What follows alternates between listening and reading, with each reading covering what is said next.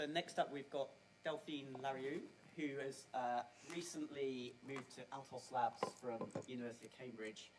And we put Delphine up next because she's got a really nice story actually about how you can utilize that type of technology that Nicholas just introduced to really start to answer questions about the functional consequences of genetic variation. So over to you, Delphine. It's a really nice story. Thank you very much. Can you hear me? Yeah? Okay, good. So yeah, it was a great introduction to my talk, so I will be able to skip some of the slides. So yeah, today I will tell you about one of these examples of this whole genome microscopy-based screening that was performed when I was still at the University of Cambridge. So just full disclosure, I'm now working for Altos, but everything that I will talk to you about today is the result of the work that was performed in my lab at the university. And at the time, we were interested in understanding how the nuclear envelope is being regulated and how nuclear envelope dysfunction is associated with disease. So that was the focus of the lab. And before I dive into the project itself, I just want to give you a brief introduction of what is the nuclear envelope for those of you who are not familiar with this structure. And so the nuclear envelope is a, is that working? No. Okay. The nuclear envelope is a structure that lies at the interface between the nucleus and the cytoplasm, and that's really, really important for maintaining cellular homeostasis, because it not only maintains really the structure of the nucleus, but also the organization of the chromatin inside of the nucleus, and it actually has many different types of functions because it's composed by many different types of proteins. So on the inner nuclear membrane side, I'll just try to see if I can use this laser pointer. Yes. So on the inner nuclear membrane side is a network of intermediate filament proteins of lamins that together form what is called the nuclear lamina. And again, this nuclear lamina gives the structure to the nucleus, but also anchors heterochromatin and therefore regulates chromatin organization and gene expression, for instance. This nuclear lamina interacts with many different proteins, including BAF, that will be important for the talk, and emerine, for example. But you also have transmembrane proteins that are important for mechanotransduction signals, as well as nuclear pore complexes that are involved in transport of proteins and molecules. So you can now maybe better understand why mutations in these nuclear envelope proteins may cause disease and dysfunction. So in my former lab, we were mainly interested in studying premature aging syndromes caused by mutations in nuclear envelope proteins. So the best characterized of this is a syndrome called Hutchinson-Gilford progeria that some of you may have heard of before. But here we focused on a syndrome that was discovered more recently in 2011, which is caused by a mutation in this protein called BAF that I mentioned before. So BAF stands for barrier to autointegration factor. And it is an autosomal recessive mutation, meaning that both parents actually carry a heterozygous mutation, but they have no symptoms. But these children present with very early onset disease. So they start displaying signs of aging around the age of 2 years old. But the clinical progression is slower than in Hutchinson-Gilford. So these patients actually live over 30 years. And the main tissues that's being affected in these patients is the skeletal tissue. We still don't understand why, but they have very severe skeletal abnormalities with scoliosis, bone resorption, osteoporosis, and some other phenotypes that resemble aging, like lipodystrophy or hair loss, for example. So what is BAF? BAF is a very small protein that doesn't have any enzymatic activity, but it interacts with many proteins and with the DNA. And so through these interactions, it's actually involved in many cellular functions. So for instance, it can regulate transcription. It can also recognize viral DNA. But more importantly, it has been shown to play a very crucial role in the reformation of nuclear envelope after mitosis. And more recently, it has been shown to be involved in maintaining nuclear integrity through binding to nuclear envelope proteins.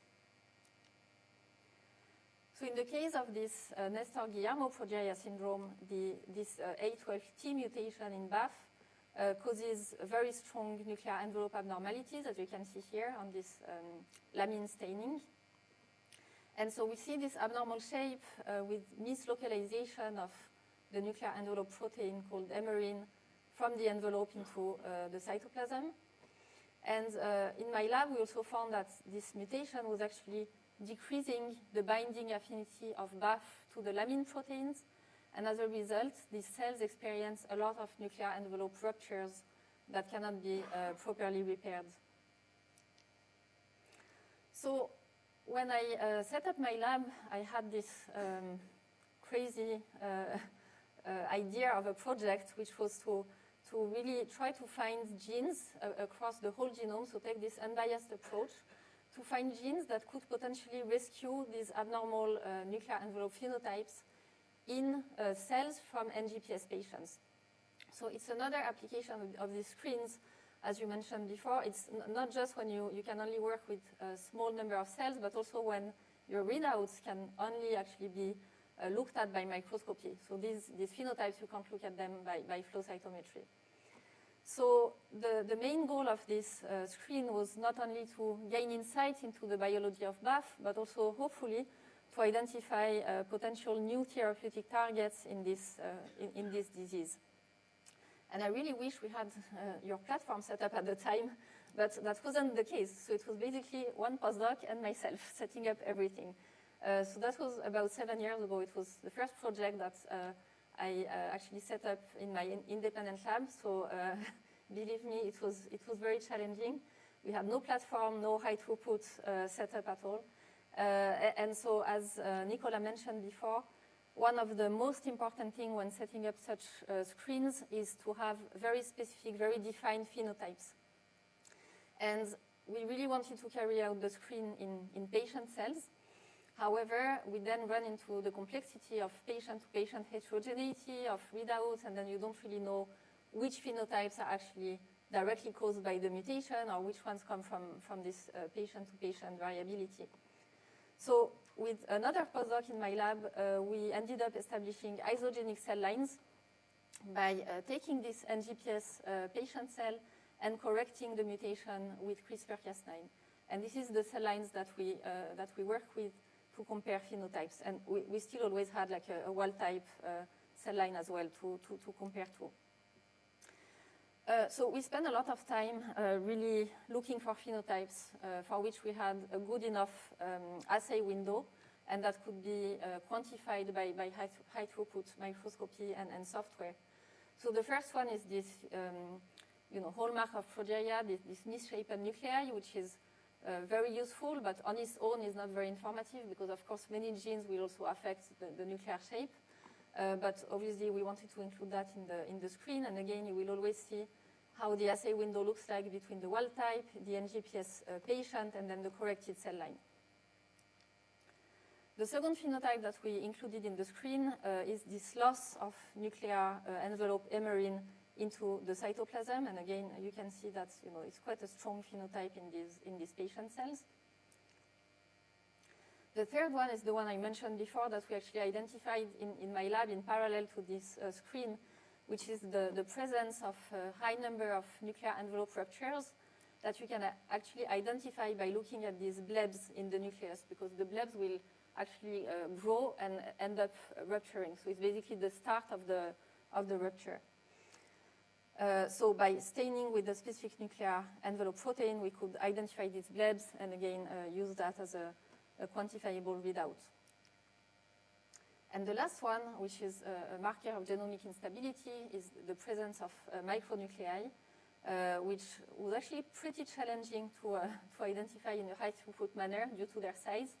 But again, using specific markers, we could detect them in a reliable manner.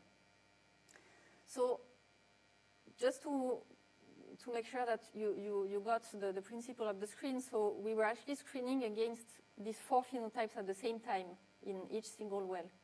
It's really the power of these screens is that you can really combine phenotypes. You're not relying on just one readout.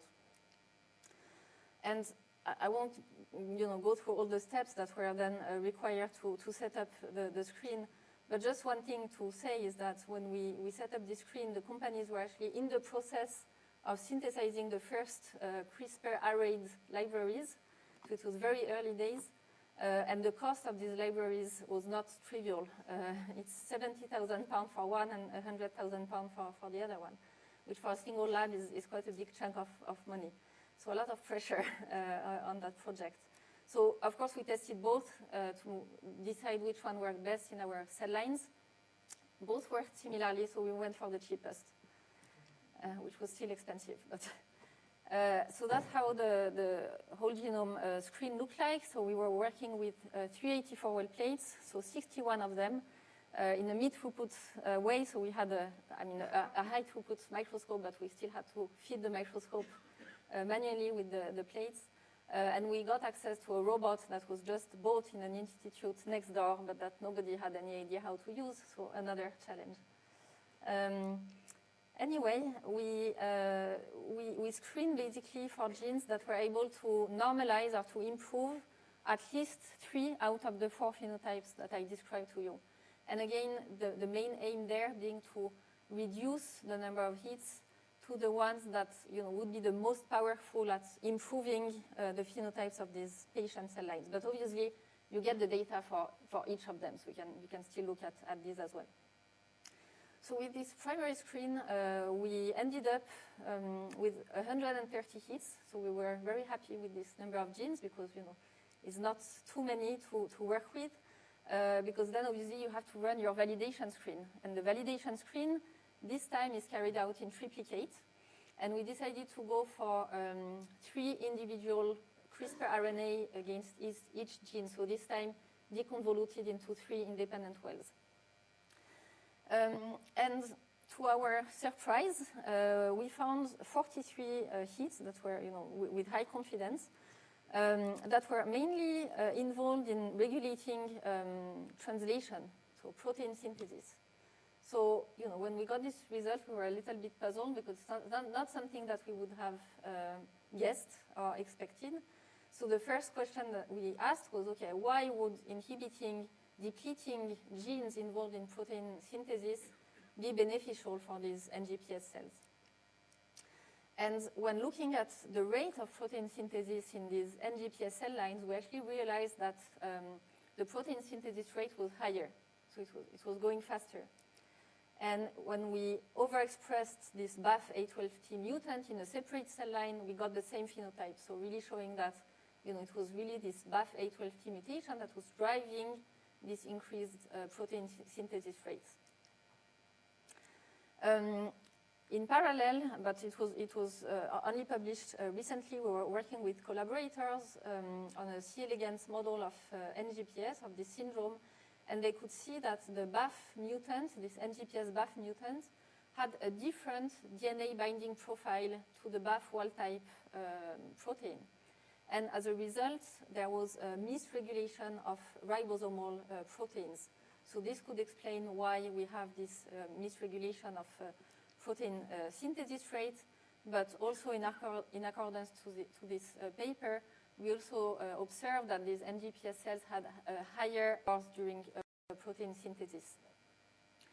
And it was actually an interesting observation because it's known that decreased translation fidelity and accumulation of errors is associated with aging because you have this loss of proteostasis.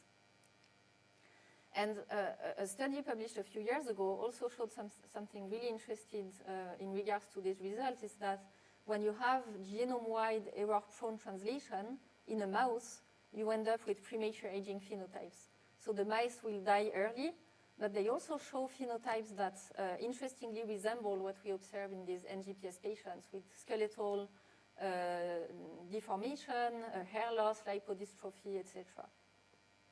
So potentially, this screen and these studies together could have identified a new link between nuclear envelope integrity, protein synthesis, and longevity. And in fact, interestingly, when we took the 43 hits from our screen and looked at how the depletion of these genes affected protein synthesis in the NGPS patient cell lines, we saw that most of them, even the ones that have no direct known function in protein synthesis, ended up somehow reducing the rate of protein synthesis in these cells. So it could be one of the common mechanisms by which the knockout of these hits might improve homeostasis and nuclear envelope phenotypes in NGPS. And as a confirmation, we also took some of these hits in this NGPS C. elegans model, and we also found that depletion of some of these genes, including ribosomal protein genes, could enhance survival of these worms. And of course, this is just somehow the discovery stage. So with that, once you have your hits, the next step, if you wanted to take that further into, preclinical or translation, would be to then, focus on the hits and maybe screen for small molecules against the hits to identify new compounds or maybe drug repurposing opportunities, or think about tools that could target the hits for degradation in the context of your specific disease. Just to highlight again that there are really critical points when setting up these types of screens, as Nicola mentioned. The relevance of the cell model that you are using, making sure that you have high efficiency of your knockouts with the system that you choose. And again, the phenotypes and the readouts you are using is critical for the success of the screen. And the power of these screens is really that you can combine phenotypes and end up with a smaller number of genes to work with. So the work was published only recently in Nature Communications, and I just want to highlight, maybe for the younger members in the audience, that even though the story may sound, very smooth and easy, let me tell you, it wasn't. We had many setbacks, technical, maternity leaves, COVID, loss of access to robots, moving to another department, rejections, the whole project took about 5 years to set up. But it took another year and a half to get published. So I think resilience and perseverance is key. And with that, I will thank you all for your attention, and I'm very happy to take any questions.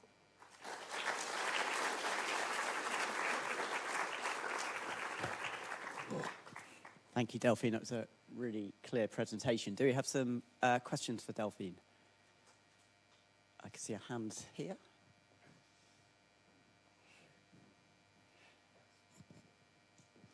Hi, thank you. Amazing story.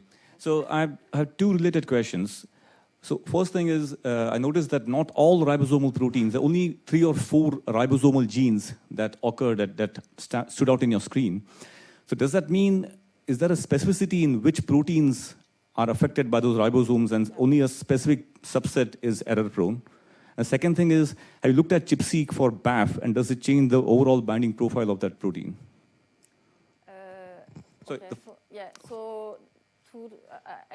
I'm not sure I got everything, but to address your first question, whether the mutation affects specific subtypes of ribosomal proteins, it seems to be the case. Why is that? Could be again due to these binding profiles of BAF. So that was the paper published by our collaborators, where they see a different binding profile of the BAF wild type versus the BAF A12T mutant that leads to deregulation of the ribosomal proteins.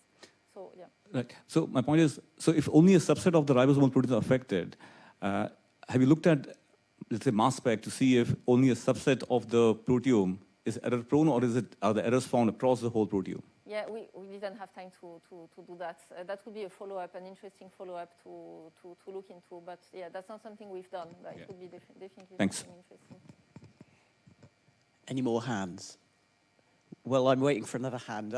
Have you looked at common variation in any of these genes? Sorry? Have you looked at common variation in any of the genes that came out in your screen? And what are the phenotypes Yeah. associated with those? Yeah, so we did some GWAS analysis with a collaborator in Cambridge, and we found some association with BMI, triglycerides, and bone density, which is quite relevant for the patient phenotypes. Yeah. Very nice. Ben.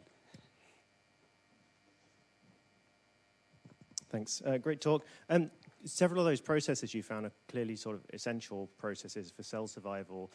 Do you know if you're finding those particular hits because those individual proteins are not essential, or is it that the CRISPR itself is giving you a partial knockout? No, so one of the power of the screens is that you don't exclude genes that are essential, because the window of the knockout is only 3 days.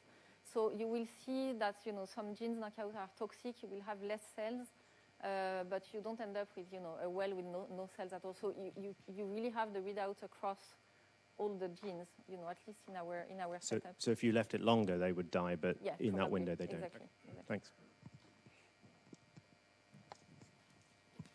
Brilliant. I think we probably need to move